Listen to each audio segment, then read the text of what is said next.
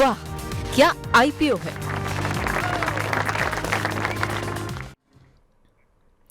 तो वाह क्या आईपीओ में सबसे पहले हम बात करेंगे लेंसकार्ट के आईपीओ की। लेंसकार्ट का आईपीओ आज इसका दूसरा दिन है सब्सक्रिप्शन का, बोली लगाने का, और रिटेल इन्वेस्टर्स का जो हिस्सा है वो पहले दिन ही यहाँ पर पूरा सब्सक्राइब हो गया था।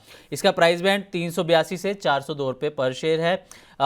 इसके अलावा लोट साइज जो है 37 शेयर्स का है और एक रिटेल इन्वेस्टर को एक लोट के लिए इसमें 14,874 रुपये लगाने होंगे। फ्रेश इशूज़ है, कंपनी 2,150 करोड़ रुपए की यहाँ पर रकम जुटाएगी। 6 नवंबर को अलॉटमेंट और 10 नवंबर को लिस्टिंग इसकी हो सकती है। और लेंसकार्ट के आईपीओ को एंकर इन्वेस्टर से भी अच्छा रिस्पॉन्स मिला है। 3,268 करोड़ रुपए की रकम जो है वो 147 एंकर इन्वेस्टर से कंपनी जुटा चुकी है। इसमें जो 52% जो इसमें योगदान रहा है वो एफआईआईज का रहा है। इसमें बड़े नाम शामिल हैं जैसे कि BlackRock, GIC, Fidelity, Nomura जैसे नाम इसमें शामिल हैं। इसके अलावा SBI, ICICI Pru, HDFC, Kotak और बिरला म्यूचुअल फंड, इनके भी नाम इसमें शामिल हैं। तो सर सबसे पहला सवाल मेरा ये रहेगा कि लेंसकार्ट का आईपीओ इस वक्त सुर्खियों में है, खासकर इसकी वैल्यूएशन को लेकर। 235x टाइम इसकी वैल्यूएशन बताई जा रही है। तो सर क्या आपको इसकी वैल्यूएशन जस्टिफाई करती है इस आईपीओ को? जस्टिफाई करना बहुत मुश्किल है सिमरन, बिकॉज ये कोई कंपनी अभी 2-3 साल पहले की नहीं है। ये कंपनी 15 साल पुरानी कंपनी है तकरीबन, जहाँ तक मेरा अनुमान है। और ये कोई ओपन वर्जिन मार्केट नहीं है, ये एक काफ़ी competitive मार्केट है। यहाँ पे बहुत सारे प्लेयर्स फर्मली एंट्रेंच्ड हैं। इतना आसान नहीं रहेगा इंडिया या इवन आउटसाइड इंडिया यहाँ पे और शेयर हासिल करना। It's a very very competitive market. तो मुझे लगता है कि ये जो वैल्यूएशन है इनको जस्टिफाई करना बहुत मुश्किल होगा। एंड अभी केवल 5-6 महीने पहले ही इसकी जो वैल्यूएशन अनलिस्टेड जो इसकी वैल्यूएशन बताई जा रही थी वो यहाँ से शायद 1/3 या 1/4 थी।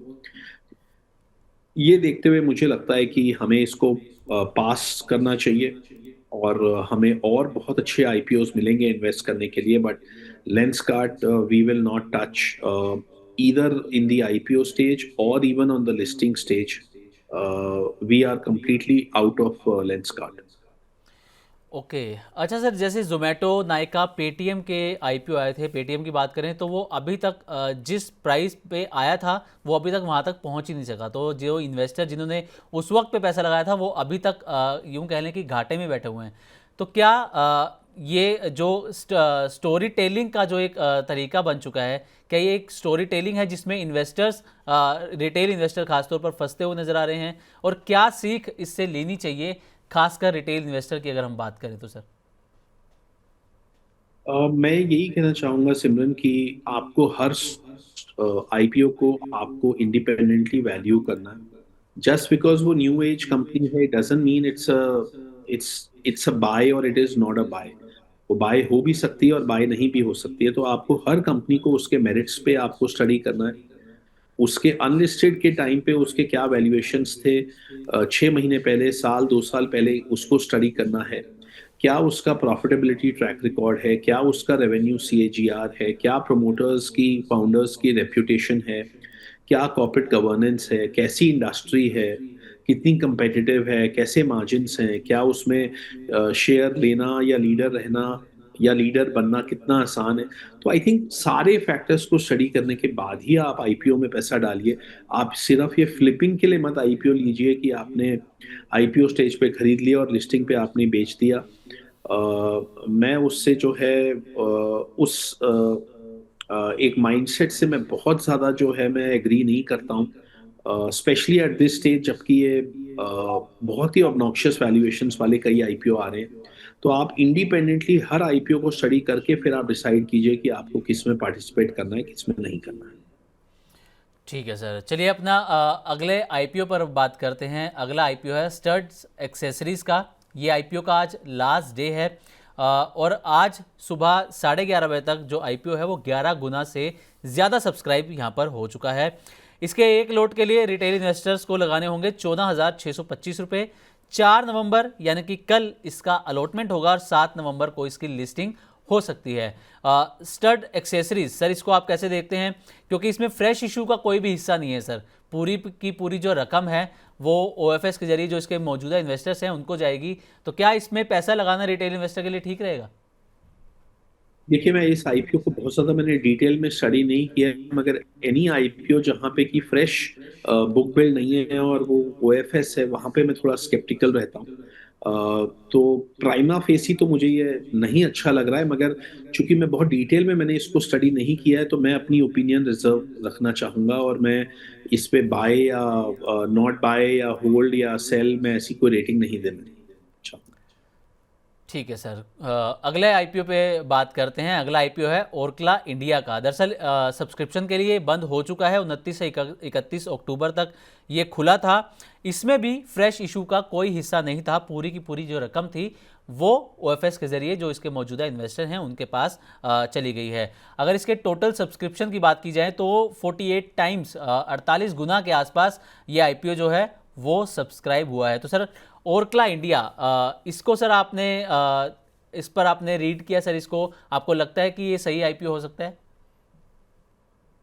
नहीं, अगेन मैं ओखला इंडिया में भी जो है, मैं अभी बहुत ज़्यादा मैं इसके फंडामेंटल्स से मैं वाकिफ नहीं हूँ, बहुत ज़्यादा मैंने स्टडी नहीं किया है, तो मैं यहाँ पे भी अपनी ओपिनियन जो है मैं रिजर्व करना चाहूँगा। ठीक है सर, ओरकला इंडिया पर सर ने कहा जैसा कि अपने ओपिनियन रिजर्व फिलहाल रखेंगे। ग्रो आईपीओ की बात कर लेते हैं, तो क्योंकि ग्रो का आईपीओ जो है वो कल खुलने वाला है बोली के लिए, सब्सक्रिप्शन के लिए 4 से 7 नवंबर तक आप इसमें बोली लगा सकते हैं।